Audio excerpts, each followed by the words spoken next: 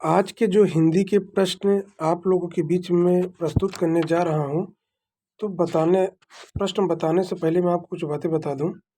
देखिए है क्या कि आज मैं हिंदी मतलब 50 हिंदी के ऐसे महत्वपूर्ण प्रश्न लाया हूँ, जो आपके पेपर में ये मान के चलिए कि ये आने के बहुत ही फुल चांस हैं, इसी टाइप के, ठीक है। तो आप लोग को करना क्या है कि शुरू से लेकर अंत तक वीडियो जरूर देखिएगा, आपको बहुत सारी आज जानकारी मिलने वाली है इस चैनल के माध्यम से। क्योंकि इलाहाबाद हाई कोर्ट और इलाहाबाद हाई कोर्ट का जो ग्रुप सी और ग्रुप डी का पेपर लगा है, सबको मालूम है कि वो जो है 17 और 18 दिसंबर को प्रस्तावित है, ये एग्जाम होगा, ठीक है। तो मैं ये बताना चाह रहा था कि हिंदी हिंदी लगभग हम आपको 150 क्वेश्चन और आपको देंगे। इन्हीं को आप बढ़िया से पढ़ के जाइएगा। जहाँ तक है आपको ये तो क्वेश्चन हो सकता है इनमें से ही मिल जाए, हो सकता है कि इसी टाइप के क्वेश्चन मिल जाए, ठीक है, या यही मिल जाए, कुछ कहा नहीं जा सकता है। तो चलिए ठीक है, शुरू करते हैं आज की कहानी। देखिए आज की कहानी ये है कि आज का आपका पहला क्वेश्चन है कि निम्नलिखित में से कौन सा अंतस्थ व्यंजन है। तो आपको क्या बताना है यहाँ पे, अंतस्थ व्यंजन ला है, पा है, चा है कि टा है। तो ध्यान दीजिएगा, यहाँ से जो आपका अंतस्थ व्यंजन होगा वो आपका पा होगा, ठीक है। एक मिनट, ये अंतस्थ व्यंजन के बारे में आप थोड़ा जान लीजिए पहले कायदे से। अंतस्थ व्यंजन होते क्या हैं, देखिए अंतस्थ व्यंजन होते हैं आपके या, रा, ला, वा, ठीक है। या, रा, ला, वा क्या है आपके अंतस्थ व्यंजन है। तो यहाँ पे अगर देखेंगे तो इनमें से या, रा, लावा में ये देखिए ला मिल रहा है, ये ए वाला, ठीक है। और अब अगर देखें या, रा, लावा, ठीक है, तो यही आपका अंतस्थ व्यंजन होगा, पहला वाला आपका अंतस्थ व्यंजन हो जाएगा। देखिए दूसरा क्वेश्चन क्या कह रहा है, आइए देखते हैं। दूसरा क्वेश्चन है निम्नलिखित में से कौन सा स्वर कंठ तालव्य है। तो ई, बड़ी ई, बड़ा या, ओ और ए। तो इसमें बता दूं आपका जो कंठ तालव्य है वो आपका डी वाला है, ठीक है। देखिए कंठ तालव्य क्या होता है, कंठ और तालु के सहयोग से उच्चरित होने वाली ध्वनियाँ कंठ तालव्य या ध्वनियाँ कहलाती हैं। जैसे ए और ऐ, ये आपके कंठ तालव्य के अंतर्गत आती हैं। चाहे आपका ए हो, चाहे आपका ए हो, ये आपका कंठ तालव्य कहलाते हैं। देखिए 8 नंबर पे है, पो धन अन किस स्वर संधि का उदाहरण है। तो ध्यान दीजिएगा, पो धन अन ये आयादी संधि का उदाहरण है। किसका है, आयादी का। देखिए मैं आपको कुछ बता दूं, देखिए इसको मैं व्याख्या करके बता दे रहा हूँ। जब हम पो और धन अन करेंगे, क्या करेंगे, पो धन अन, तो पो धन जब अन करेंगे तो इससे बनेगा पवन। क्या बनेगा, पवन, ठीक है। अब है क्या कि यहाँ पे जो ओ की मात्रा लगा है, जो ओ है ना, ओ और प्लस आ मिल के आपका बनते हैं आओ। क्या बनते हैं, आओ, ठीक है। तो आगे देखिए, इसी तरह आपका ने, अगर कहीं ने लिखा है, ने प्लस अन, ने प्लस अन, तो क्या बनेगा, ये नयन बनेगा। क्या बनेगा, नयन। क्या बनेगा, नयन। तो देखिए ने में एक ही मात्रा आ रही है, तो एक ही मात्रा प्लस आ की मात्रा, इससे बनता है आपका आय। क्या बनता है, आय, ठीक है। तो उपोधन अन किस स्वर संधि का उदाहरण है, तो आप बताएंगे आयादी संधि का उदाहरण है। देखिए क्वेश्चन है, प्रत्यंग किस समास का उदाहरण है। तो प्रत्यंग जो है आपका, अब देखिए ये उपसर्ग लगा है, ये प्र उपसर्ग है। जहाँ उपसर्ग लगता है वो अव्ययी भाव समास होता है। तो आपका ए वाला बिल्कुल सही है। क्वेश्चन नंबर आपका 10, सीता सखियों सहित पुष्प वाटिका गई, वाक्य में रेखांकित अव्यय प्रयोग निम्नलिखित में से किस भेद का उदाहरण है। देखो सीता सखियों सहित कहाँ गई, पुष्प वाटिका में गई। तो इसमें जो है क्या करा, समुच्चय बोधक, क्रिया विशेषण, संबंध बोधक, विस्मदायी बोधक। तो क्या होगा, संबंध बोधक होगा। तो समुच्चय बोधक क्या होता है, जैसे बोले अंगूरों का गुच्छा, चाबियों का गुच्छा, ये समुच्चय के बारे में बताता है। क्रिया विशेषण होगा नहीं, विस्मदायी बोधक होगा नहीं, तो ये आपको कौन सा होगा, सी वाला हो जाएगा। देखिए मैं आपको कुछ बातें बता दूं, इसमें जान लीजिए। जो अवयव किसी संख्या के बाद आकर उस संज्ञा का संबंध वाक्य के दूसरे शब्द से दिखाते हैं, उन्हें हम संबंध बोधक अव्यय कहते हैं। अब सीता सखियों सहित पुष्प वाटिका गई, उपरोक्त वाक्य में साहचर्य वाचक संबंध बोधक अव्यव के साथ, के संग, के सहित, के वश आदि का प्रयोग हुआ है। ठीक है, तो कह रहे सीता सहित, सखियों सखियों सहित गई है। ठीक है, तो किसका ये बोध करा रहा है? ये संबंध बोधक का। काश्मीरी सेब सिंदूरी लाल होता है, वाक्य रेखांकित शब्द विशेषण के किस भेद के अंतर्गत आता है? देखिए जो सिंदूरी में जो ये लगा हुआ है, ये क्या बता रहा है? ये गुणवाचक है, परिमाण बोधवाचक है, प्रविशेषण है, ये सर्वनामित है। तो क्या है? ये परिमाण बोधक है। सॉरी, ये आपका सी वाला होगा। क्या होगा? सी वाला क्या होगा? प्रविशेषण होगा। देखो जैसे सिंदूरी लाल, तो लाल की विशेषता कैसी है? वो सिंदूरी है। सिंदूरी की विशेषता कैसी है? वो लाल है। ठीक है, जिसे बोला आपसे बोला जाए बहुत सुंदर, क्या बोला जाए? बहुत सुंदर। तो जो बहुत है ना, ये प्रविशेषण है, बहुत सुंदर। तो आपका बहुत क्या है? ये प्रविशेषण है, सुंदर आपका विशेष्य है। सुंदर विशेषण, बहुत प्रविशेषण।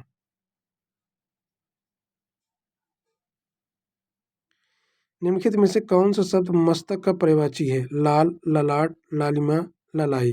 ठीक है, तो इसमें मैं बता दूं आपका, इसमें जो आपका मस्तक का जो पर्यायवाची पूछ रहा है वो ललाट हो जाएगा। क्या हो जाएगा? ललाट। ठीक है, देखिए मैं बता दूं, दिए गए शब्दों में मस्तक का पर्यायवाची मस्तक, भाल, ललाट, माथा, पेशानी आदि हैं। ठीक है, ये भी होते हैं। निम्नलिखित में से कौन सा विलोम युग्म सही नहीं है? देखो, भद्र का अभद्र सही है, भय का साहस सही है, मूढ़ का ज्ञानी सही है, लेकिन मान का धान ये गलत है।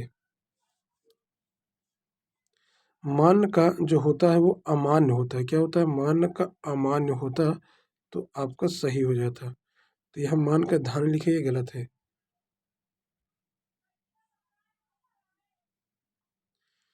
14 नंबर है, गाढ़ी और गाढ़ी शब्द युग्म के लिए सही अर्थ युग्म चुने। गाढ़ी और गाढ़ी। ठीक है, तो एक का दिया है यान गहरी, यान गहरी, गहरी यान, गिरी यान, निकाली गिरी। तो क्या होगा? यान और गहरी। मैं बता दूं, थोड़ा जान लीजिए कि यहाँ पे उपयुक्त जो दिया है गाड़ी का मतलब, देखो गाड़ी क्या है? गाड़ी। ठीक है, डी क्या है? गाढ़ी। गाड़ी और गाढ़ी, और गाड़ी और एक गाड़ी का अर्थ है यहाँ पे यान, और एक गाढ़ी का अर्थ क्या है? गहरी। तो ये आपका पहला सही हो जाएगा। जो इंद्रियों की पहुंच से बाहर हो, वाक्यांश के लिए एक शब्द बताइए। जो इंद्रियों की पहुंच से बाहर हो, उन्हें हम क्या बोलते हैं? तो इंद्रिय जीत, इंद्रिय निग्रह, इंद्रियतीत, इंद्रधनुष। तो क्या बोलते हैं? इंद्रियतीत बोलते हैं। देखिए मैं आपको बता दे रहा हूँ, लिख लीजिएगा। इंद्रियों पर किया जाने वाला बस इंद्रिय निग्रह होता है। ये इंद्रियों पर किया जाने वाला बद क्या जो वश मतलब वश होता है, उन्हें हम इंद्रिय निग्रह बोलते हैं। इंद्रियों को वश में करने वाला, उसे इंद्रिय जीत बोलते हैं। क्या बोलते हैं? इंद्रिय जीत बोलते हैं। जो इंद्रियों की पहुंच से परे हो या बाहर हो, उसे इंद्रियातीत बोलते हैं। क्या बोलते हैं? इंद्रियातीत बोलते हैं। ये सी वाला बिल्कुल सही है।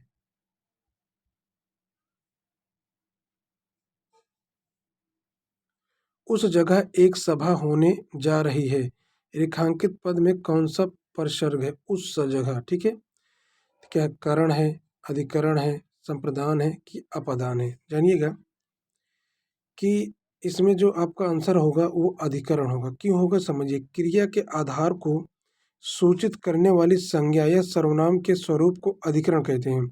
अधिकरण का शाब्दिक अर्थ है आभार या आश्रय। अधिकरण का जो अर्थ होता है आभार या आश्रय होता है।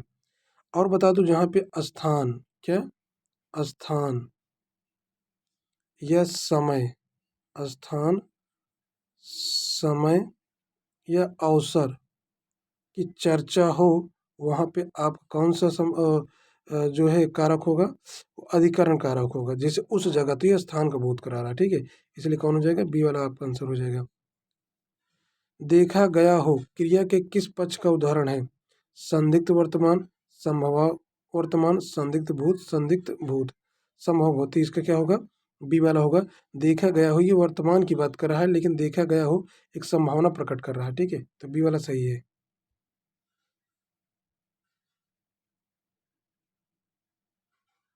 18 नंबर, उसने अपने को निर्दोष किया। इस सरल वाक्य के मिश्र वाक्य का रूप निम्नलिखित में से कौन सा होगा? उसने अपने को निर्दोष किया, इस सरल वाक्य के मिश्र वाक्य, क्या हमें बताना, मिश्र वाक्य का रूप क्या होगा? देखिए, मैं इसके बारे में थोड़ा व्याख्या कर दूं, थोड़ा जान लीजिए, जानना भी जरूरी है। इसका जो 18 का जो आंसर होगा, पहले ये जाना चाहिए। उसने कहा कि मैं निर्देश हूँ, ठीक है। जहाँ की लग जाए, जहाँ की लग जाए, वो आपको क्या कहलाता है, मिश्र वाक्य कहलाता है। क्या कहलाता है, मिश्र वाक्य। इसके कुछ टैग वर्ड हैं जो भी आपको बताऊंगा। उसने कहा और वह निर्दोष हो गया। उसने कहा, देखो यह तो एक मिश्र वाक्य। एक बात और बता दूं तुमने को, इसका जो दो दो टेंस, दो शब्द होते हैं। उसने कहा एक शब्द, कि मैं निर्दोष हूँ ये दूसरा शब्द हो गया। जो पहला वाला होता है वो कुछ न कुछ बताने की कोशिश करता है और दूसरे वाले पर निर्भर होता है। उसने कहा तो मतलब यह कुछ जानने की इच्छा, कुछ कह रहा है, तो आपके जानने की इच्छा प्रकट हुई कि मैं निर्दोष हूँ, तो ये दूसरा वाक्य। तो पहला वाला वाक्य दूसरे वाले पे आश्रित होता है, आपका मिश्र वाक्य होता है। लेकिन देखिए इसमें भी वाले, उसने कहा और वह निर्दोष घोषित हुआ, ठीक है। उसने कहा कि उसे निर्दोष घोषित किया गया, मतलब ये सेंटेंस ही ढंग के नहीं बैठ रहे हैं, ठीक है। ये तो होंगे कहाँ, ये तो ऐसे भी नहीं होंगे। या मैं कुछ बातें बता दें, उसको समझ लीजिए। उसने अपने को निर्दोष घोषित किया, इस सरल वाक्य का मिश्र वाक्य, उसने कहा कि मैं निर्दोष हूँ। इस प्रकार से देखा जाता है कि जिन वाक्यों में एक प्रधान मुख्य उपवाक्य हो तथा जो आपस में की, ध्यान टैग वर्ड याद कीजिएगा, क्या, की, जो, क्योंकि, क्यों की, या उतना, उतना, जैसे, तैसे, वैसे, कैसे, इत्यादि शब्द जब आ जाते हैं तो वो आपका क्या कहलाएगा, मिश्र वाक्य कहलाएगा। आइए देखते हैं क्वेश्चन नंबर 19। विराम के प्रयोग की दृष्टि से निम्नलिखित में से कौन सा वाक्य सही नहीं है? देखो, वह दूर दूर से, बहुत दूर से आ रहा है, तो ये वाला तो वैसे भी लग रहा है ये गलत होगा। सुनो सुनो वह गा रही है, ये सही है। नहीं नहीं ऐसा कभी नहीं हो सकता। क्रोध चाहे जैसा भी हो मनुष्य को दुर्बल बनाता है, ठीक है। तो इसमें जो अशुद्ध है या गलत है, ये वाला बिल्कुल गलत है। एड़ियाँ रगड़ना मुहावरे का सही अर्थ क्या होगा? एड़ियाँ साफ करना, परिश्रम करना, बहुत दौड़ धूप करना, या परेशान करना। तो क्या होगा, बहुत दौड़ धूप करना, सी वाला सही है। राधा अच्छी किंतु जिद्दी लड़की है, यह वाक्य है, कैसा है? राधा अच्छी किंतु जिद्दी लड़की है, कैसा शब्द है ये? संयुक्त शब्द है।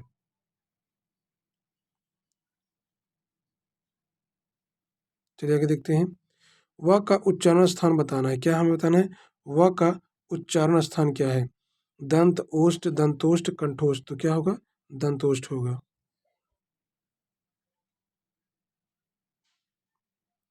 कौन सा घोष वर्ण है?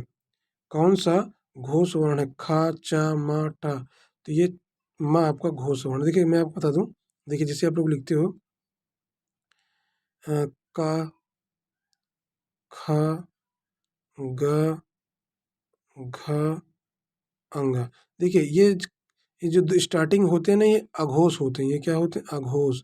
ये भी अघोष, और ये सब सघोष होते हैं। सघोष, सघोष, सघोष, ठीक है। तो इस ये पूरी लाइन जो जाएगी ये अघोष की होगी, और ये जो तीनों लाइन जाएंगी ये सघोष की होगी। इसमें पूछ रहा था आपका कौन सा घोष है, तो माँ आपका घोष है, ठीक है। चलिए आगे देखते हैं। कौन सा एक अन्य से भिन्न अर्थ प्रकट करता है? इंद्र, बंदर, कपीश, मरकट। देखो ये बंदर, कपीश, मरकट ये एक दूसरे के पर्यायवाची हैं, लेकिन इंद्र इसमें से अलग है।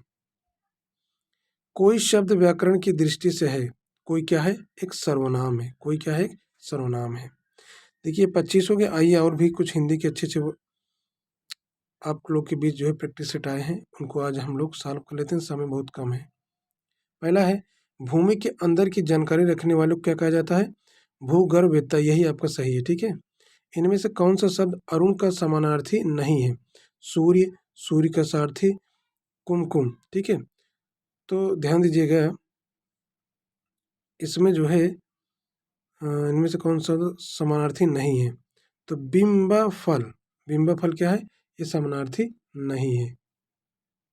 चलिए आगे देखते हैं।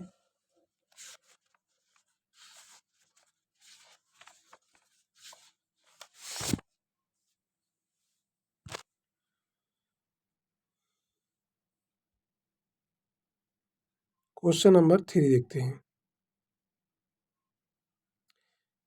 इनमें से कौन सा शब्द उच्च का समानार्थी नहीं है, उच्च का समानार्थी नहीं है, टीला, श्रेष्ठ, बड़ा, उठा हुआ। इसमें जो उच्च का समानार्थी नहीं है वो है टीला, ठीक है। टीला आपका गलत है। टीला क्या होता है भाई, टीला उच्च का श्रेणी थोड़ी होता है।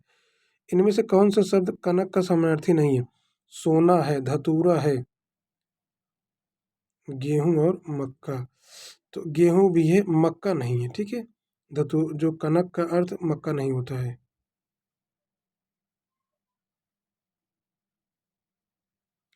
क्रिया के अलावा संज्ञा के लिंग के अनुसार किन शब्दों के रूप परिवर्तित होते हैं, ठीक है। तो क्रिया जो परिवर्तित होता है, विशेषण, विशेष, कारक, विकृतव्य, तो विशेषण होता है। क्या होता है, विशेषण। कौवे के स्त्रीलिंग के निर्धारण के लिए क्या किया जाता है, कौवे के अंत में ई लगाते हैं, कौवे के अंत में आनी लगाते हैं, कौवे के पहले स्त्री लगाते हैं, कौवे के पहले मादा लगाते हैं। डी वाला बिल्कुल राइट है। देखिए मंत्री, मंत्री शब्द का लिंग बताना है। क्या बताना है, मंत्री शब्द का हमें लिंग बताना है। देखिए मंत्री जो एक शब्द है, चाहे स्त्री हो चाहे पुरुष हो, अगर कोई लेडीज है, अगर वो मंत्री बनती है तो मंत्री, जैसे मान लीजिए कोई लड़की है, जैसे मान लीजिए अनीता कोई लड़की है, ठीक है। अनीता क्या है, एक लड़की है। अब अनीता मंत्री बन गई, ठीक, तो मंत्री तो कहलाएगी। अगर कोई मान लो लड़का, जैसे राम, राम क्या मंत्री, तो राम के लिए भी मंत्री यूज होगा, अनीता के लिए भी मंत्री होगा, इसलिए आप क्या कह सकते हो, उभयलिंग। क्या कह सकते हो, उभयलिंग। आइए क्वेश्चन नंबर 8 देखते हैं। अपवाद को छोड़कर वर्णमाला के अक्षरों के नाम किस लिंग में होते हैं, जैसे कि जैसे का है, खा है, गा है, जितने भी वर्णमाला हैं, ठीक है। तो क्या क्या ये सब पुल्लिंग होते हैं, क्या सब स्त्रीलिंग होते हैं, नपुंसकलिंग होते हैं, उभयलिंग। ये उभयलिंग होते हैं, कुछ स्त्री के वर्ड से निकलते हैं, कुछ पुरुष के टाइप के, ठीक है। तो डी वाला बिल्कुल सही है आपका। देखो मैं कुछ थोड़ा आपको सब बता दूं।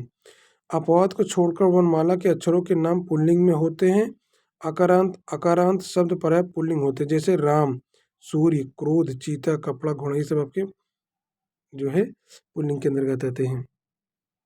आइए देखते हैं क्वेश्चन नंबर 9।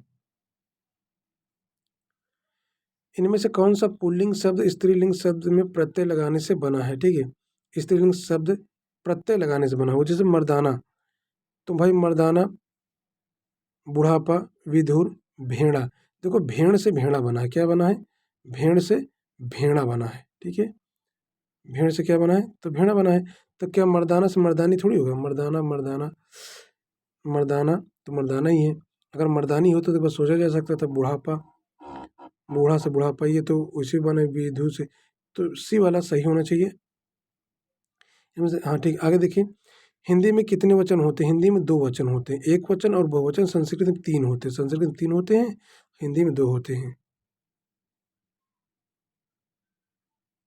क्वेश्चन नंबर 11, मैं चलती थी, मैं का बहुवचन क्या होगा, मैं का बहुवचन हम होता है। क्या होता है, मैं का जो बहुवचन होता है हम होता है।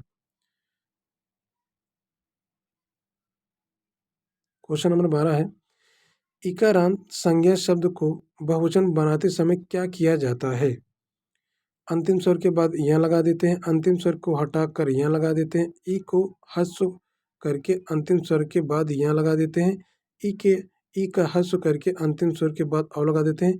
सी वाला बिल्कुल आपका सही आंसर है, ठीक है, सी वाला राइट है।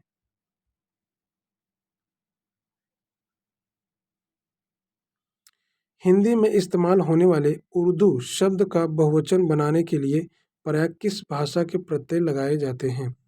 तो जब हिंदी में इस्तेमाल होने वाले उर्दू शब्द, ठीक है, बहुवचन बनाने के लिए हम हिंदी का ही तो यूज करेंगे भैया, अरबी फारसी थोड़ी यूज करेंगे, तो हिंदी का यूज करेंगे। 13 का ये हो जाएगा। कूलन में कूलन में, केली में, कछारन में, कुंजन में, क्यारिन में, कलित, कलीन, किलकत है। इससे काव्य पंक्ति में कौन सा अलंकार है? तो अनुप्रास अलंकार। क्यों? का, क, क, का मतलब ये हुआ जहाँ वर्णों की आवृत्ति होती है आपका अनुप्रास अलंकार होता है। आगे देखिए, माला फेरत जुग भया, फिरा न मन का फेर, कर का मन का डारी दे, कर का मन का फेर। इस दोहे में कौन सा अलंकार है? तो इसमें आपका यमक अलंकार है, ठीक है। कौन सा अलंकार है? यमक अलंकार है।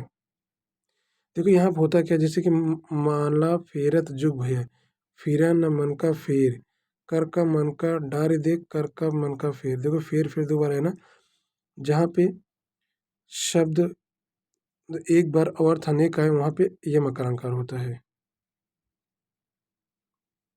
क्वेश्चन नंबर 17, काव्य की शोभा बढ़ाने वाले धर्मों को अलंकार कहते हैं। इस उक्ति में धर्म शब्द का गुण क्या है?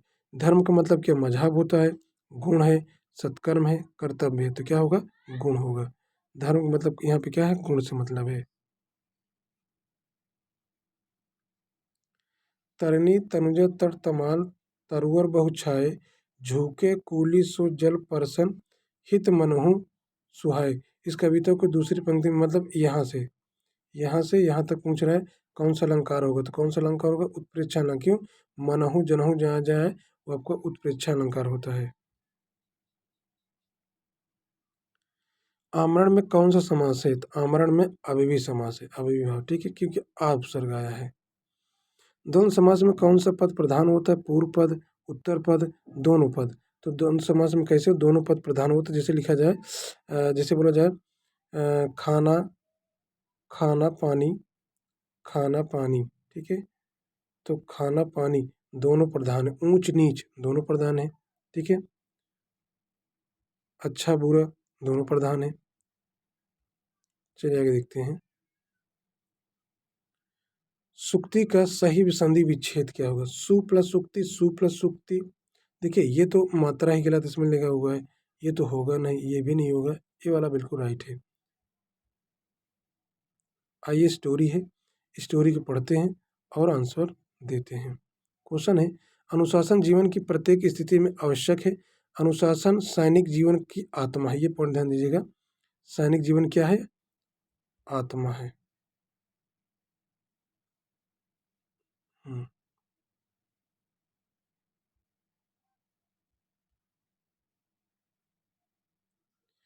सैनिक जीवन की आत्मा है। परिवार में सद्भाव बनाए रखने के लिए इसकी आवश्यकता पहले है। समाज और राष्ट्र में शांत और सद्भावपूर्ण संबंध बनाए रखने के लिए इसकी आवश्यकता भी है।